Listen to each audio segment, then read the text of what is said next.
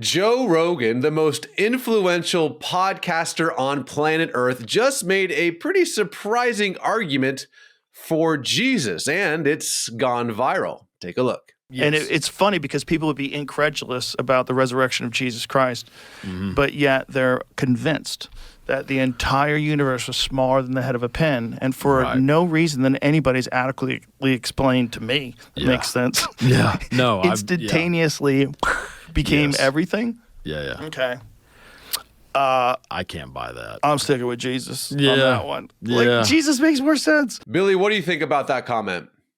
I mean, the entire conversation that he had was fascinating. I think the comment itself is very telling because this is a guy who, as far as we understand, I believe he's described himself as at some points an atheist, at least agnostic, but yet he's having all these conversations about faith lately. And so to see somebody who you assume didn't believe actually make a comment about Jesus Christ and the resurrection being more believable than some of these other things like the Big Bang, that's a pretty incredible statement for somebody like him with the influence he has to be making. And he's having a bunch of apologists on his show, like Wes Huff. And so, Joe, if you're watching this, let me recommend a few names. Not that I necessarily endorse every argument that they've ever made, but someone like a William Lane Craig, John Lennox, James Torr, Sean McDowell, Michael Icona. Let's have them on your show, brother. Because here's my encouragement, my man.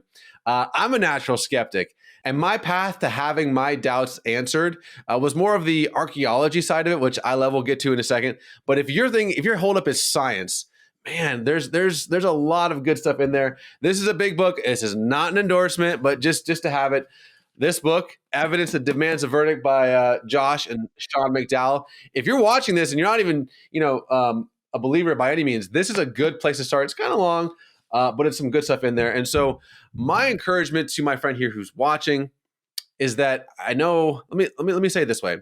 It's all true. There really was a person named Jesus of Nazareth. He really did live in a very real place. He was born in Bethlehem. He really was crucified. All the names in the Bible, the goalpost for faith has been moved so much where people used to say, oh, this is all fairy tales. You can't prove any of it. And then like every 5 seconds, they're finding something in the ground in Israel where it's like, so I guess Hezekiah was a real dude. King David, real guy. All these places, real. There's a YouTube channel, Billy, that I love called Expedition Bible, if you're really into archaeology. But we're talking about science. We're talking about the Big Bang. Billy, what would you say if you could talk to Joe right now when he's kind of on this precipice of seeing the validity of the Christian argument?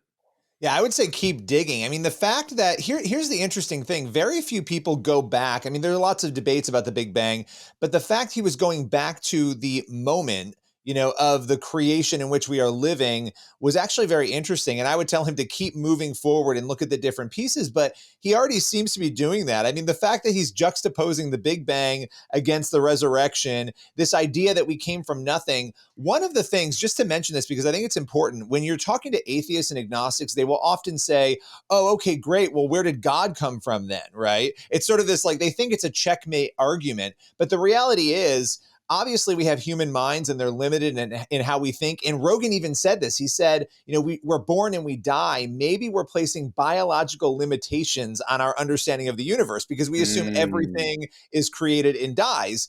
God could have always just been there. But the point is, both sides have that argument because where did this little thing come from that sparked everything? Where did all of that come from, right? If you're watching this, I might step on some toes here, Billy. If you're watching this, you believe in miracles.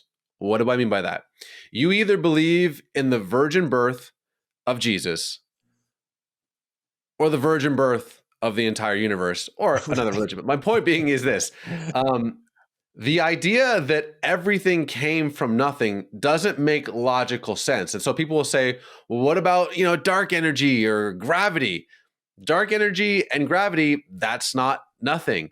And so to me, you believe that trillions of stars just blasted into existence from nothing. To me, that screams like a bigger miracle. People used to say, the old people, centuries ago, would look up at the night sky and see these dots in the sky. I'm like, well, there must be a God.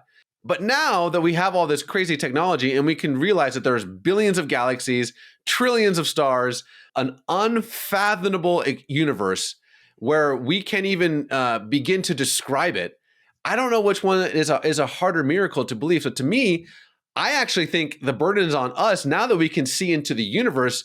It screams to me, at least, more of a creator than when we used to look up in the night sky and see dots in the sky. And I think that's scriptural. I want to leave you with one Bible verse. It comes from Ecclesiastes 3:11.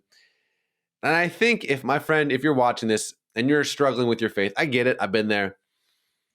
But I think you're closer to God than you realize. My buddy Joe, you're watching this, my man. God's after you, brother.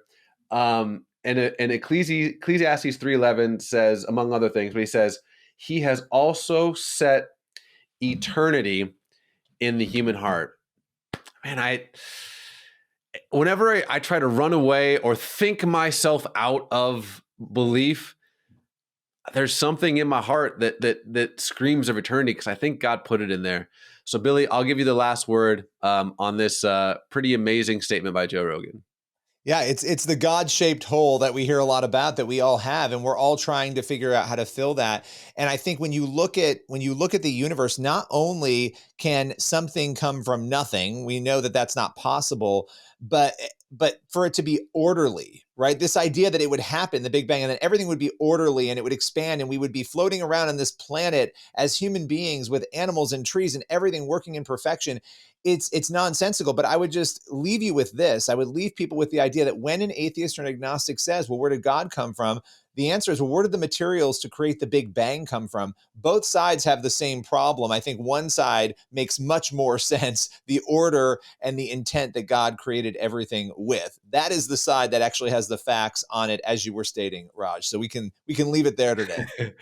Joe, my brother, Jesus is after you, my friend. Let him in. Anyone who seeks will find. Billy Hallowell, thank you so much, my friend. Thank you.